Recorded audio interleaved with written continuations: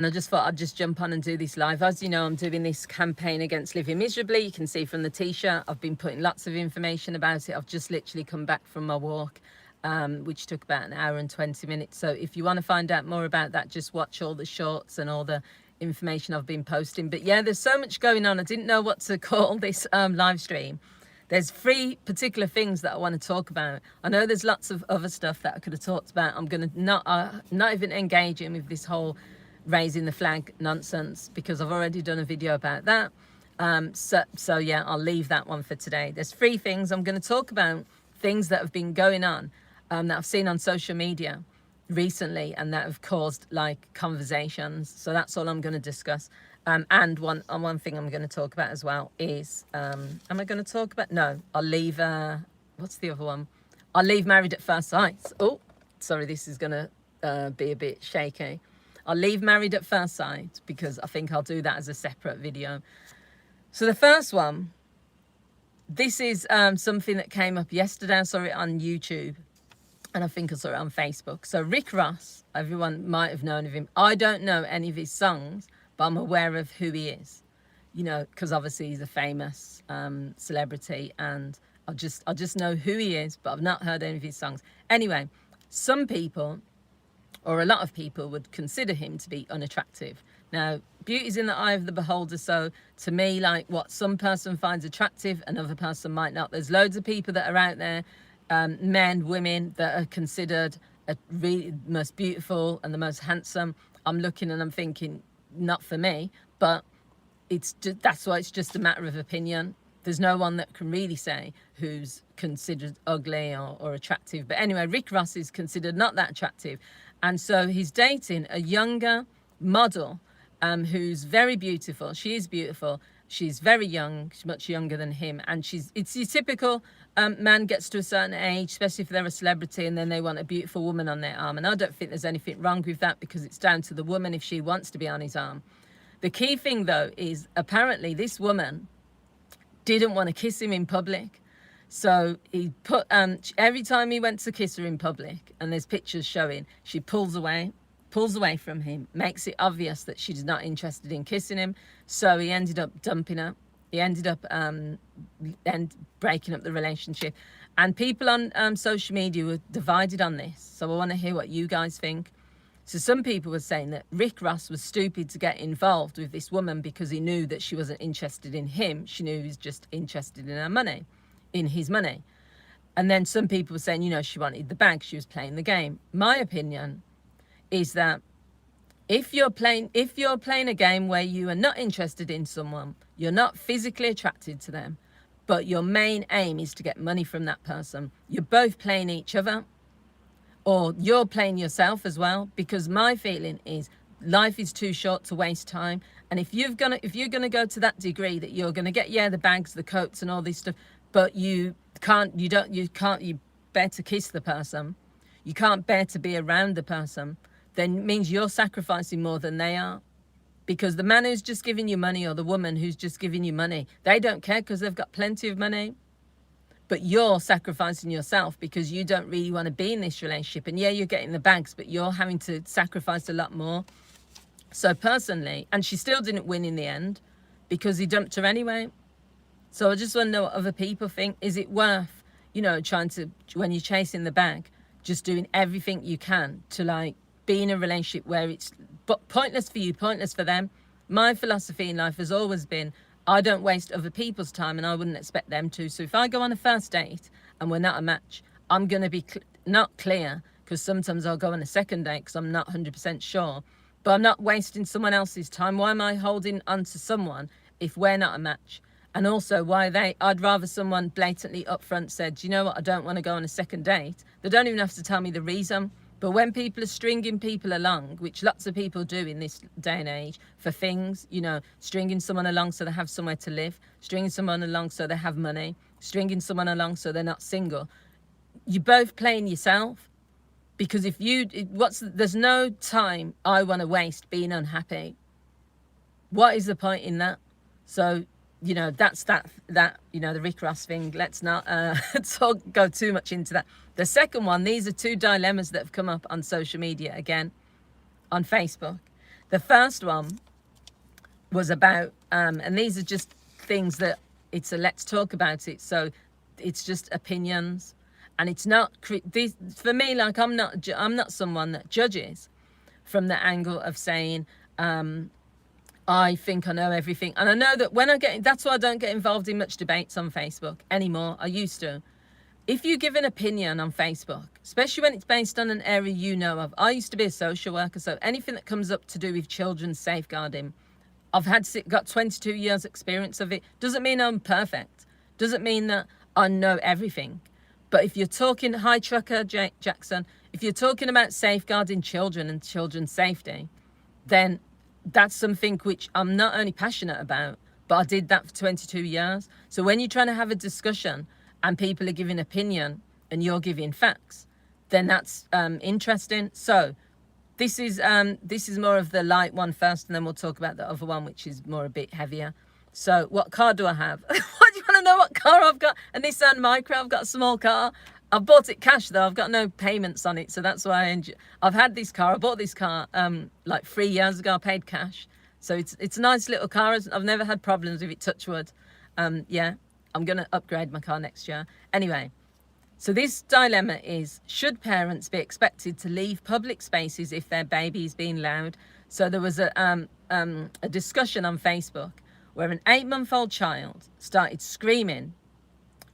This was in America, in Georgia. And so it's 8-month-old, the child is. She's screaming in a restaurant, and people were asking the waiting staff, to ask her to leave.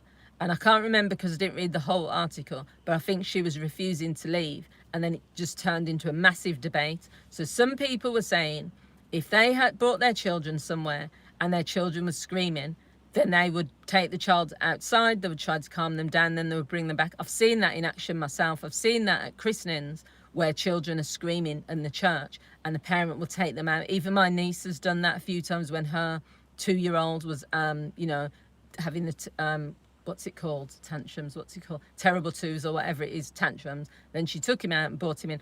I even went to a theatre production for my niece years ago.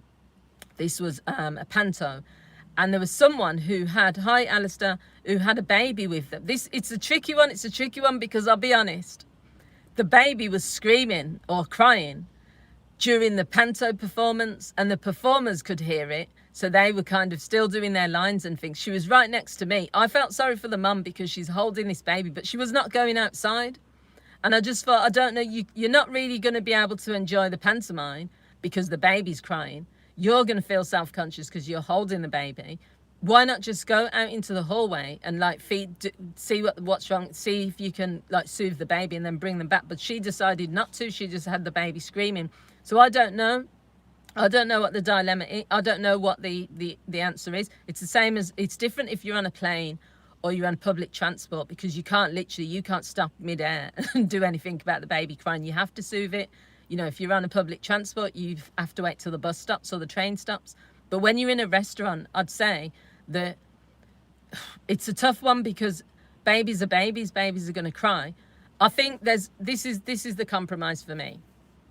If you are, it's not to do with parenting because you're not completely in control of when your baby is going to start to put a performance. I've been out with my nephews and nieces when they were very young, or out of nowhere they start acting up.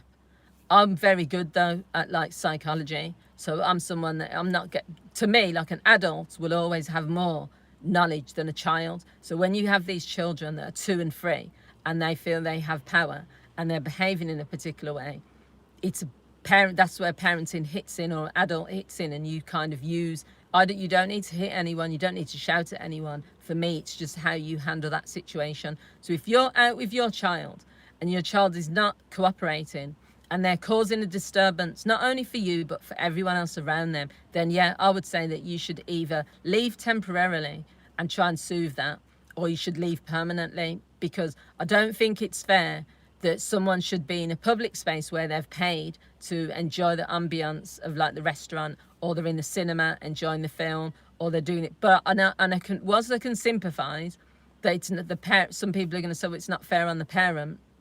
it's not their fault. It's not a blame thing or a judgment thing. You can either solve it, you can either try and soothe your child within a certain amount of time, because no one wants to be sat through a 2-hour film with a child crying the whole time, or being sit through a meal that's a very special, important meal, and just hearing screaming.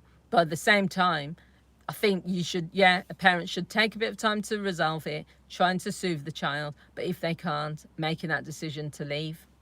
I don't know what, if anyone else wants to say what they think, they can. The final thing, and this is still another dilemma that came up. This was also on Facebook. This one is a bit more serious though. This was a man who was 23 or 24 years old. So this one is a bit more tricky. He's a single father. He had an interview apparently, but there's some discrepancies. Some people are saying he actually didn't. He went off to buy drugs, but there's no proof that he went off to buy drugs. Anyway, this guy left his 3 children. One was 1 year old, one was 6 years old, and I can't remember the age of the older one. The one was probably 8 years old. So you're talking a 1-year-old child is the youngest, and apparently maybe an 8-year-old is the oldest. He left 3 children in McDonald's while he went on for his interview. And the reason he said he did that was because he said he had no one else to look after them. Anyway, this man was arrested by the police, and the comment section was going crazy in support of him mostly. I was quite shocked, because people were saying, people are setting up a GoFundMe. People are saying, don't judge him, don't criticize him. Now, I'm not here to judge or criticize a parent, but I'm sorry. This is where, as I was saying, my social work kicked in. I'm not a social worker anymore, but it kicked in because there were so many things. No, the reason he got arrested was because the level of risk. The level of risk is because he's left them in a public space. He's left children at an age where they are not likely to be able to defend themselves. If someone walks into McDonald's, sits at that table where those 3 children are, and abducts the 1-year-old, the 6-year-old boy is not going to be able to do anything, nor is the 8-year-old. Now, the other point is, people are saying things like, well, security is there, and the staff could be watching out for this person. That's not the point. Nobody really is going to lose their job and not do the job that they're supposed to do, so that they can babysit 3 children who are strangers to them. They're not going to turn a blind eye. But if 10 groups of kids, if groups of people come into McDonald's and that security guard has to deal with an issue, or if a crowd of people come in and the servers have to deal with that, they're going to do what they're meant to do, and that's their job. So they're not going to be sat there paying attention to the 3 children on their own. The only thing what I would say is that people need to be mindful that whenever there's an opportunist, it's the same as people who break into cars. They don't just walk down the street and target a car. They'll probably go and check every single lock until they see one open. The same as someone who's burglaring a house. They're not just going to go, sometimes they'll choose a particular house, but sometimes, especially near Christmas, they're just going to keep waiting to see which doors are open or which exit. So if people see 3 children on their own of a younger age, and they see that there's no parents around, they'll have a little look. If you're a paedophile or someone who wants to abduct a child, or you're just an opportunist, then that's where you're going to take the opportunity, because a parent, an adult, is leaving them vulnerable. And that's the main thing that people need to get. No matter, I get it that I even sympathise that he is a single father doing his best. And that, hi Stuart, yeah, shocking, yeah. I get it that he's a single father and he was going to an interview. That's if he was, because there's people are saying he wasn't.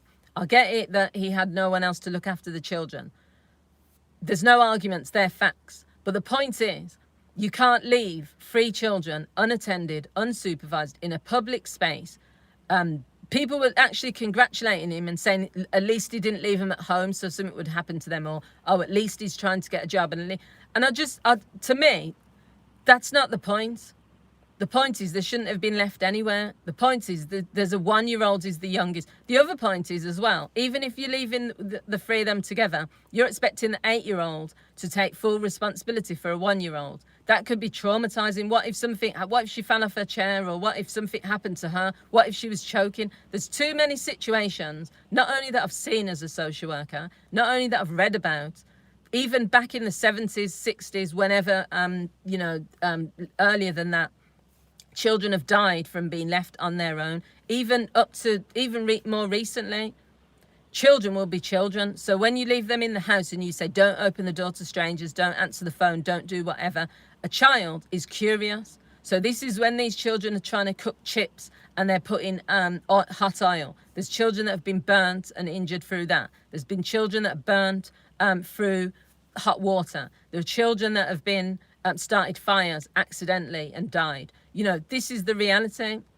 So for me, there's no excuse for what he did. And I don't know what happened with the case, because I know that people are raising a GoFundMe. I know that there was lots of people talking about the 90% of the people on there were talking about him and how they felt sorry for him. I was getting shut down purely because I put this. The woman said to me, it's one woman said, you're being self-righteous, you're judging. What if you were in that position? I said self-righteous because I'm thinking about the children. I'm saying that children shouldn't be left unsupervised. I didn't say nothing negative about his parenting.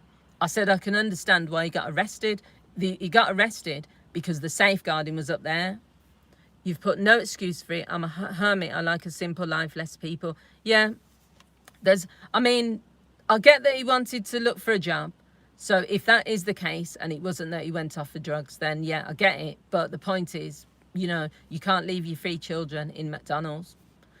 So yeah, that's some of the things that have been happening. There's loads of other things that are happening in the world, but I just wanted to talk about these things that I've seen online recently. Thank you for joining, Alistair, Stuart, Trucker, everyone else that joined.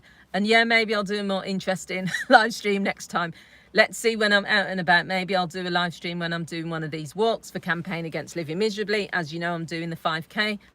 If you want to donate, all the information is on. I've been posting so much about it. You'll be able to find it on here. So enjoy the rest of your week. Thanks for joining, everyone. Hi, I can't pronounce that name, but I'm about to go. You can watch the replay. Thanks for joining. Bye.